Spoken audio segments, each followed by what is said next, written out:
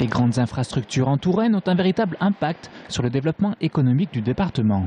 Si la métropole tourangelle est bien desservie, l'enjeu pour les territoires ruraux est tout autre. L'attractivité de ces zones se joue essentiellement sur les infrastructures et attire ou non les investissements dans ces territoires. Le sud-sud-est, qui n'est desservi par aucune autoroute, où la voie ferrée n'a pas été rénovée, où la nationale 143 est vraiment en très mauvais état.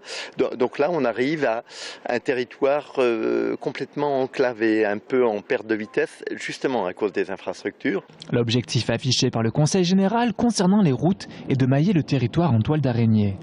L'axe Tours-Chinon est déjà rénové, le prochain sera Tours-Loche avec différents projets de contournement comme celui de Cormery.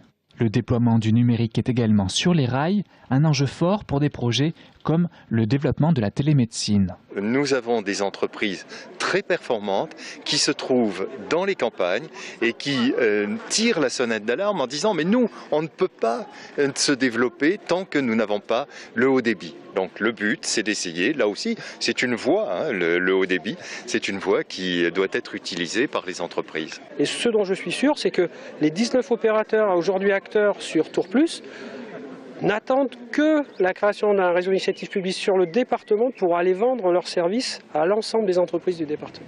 Autre priorité qui se dégage, le problème du rail. L'enjeu, avec l'arrivée de la ligne grande vitesse, est bien que les TGV s'arrêtent toujours en même nombre à Tours. Tous les acteurs locaux s'accordent à veiller à ce que les trains ne fassent pas que passer pour relier directement Paris à Bordeaux. On constate la dégradation du service de la SNCF au regard de Tours. On est loin des 55 minutes qui avaient fait le succès de cette ligne lorsqu'elle s'est installée à Tours.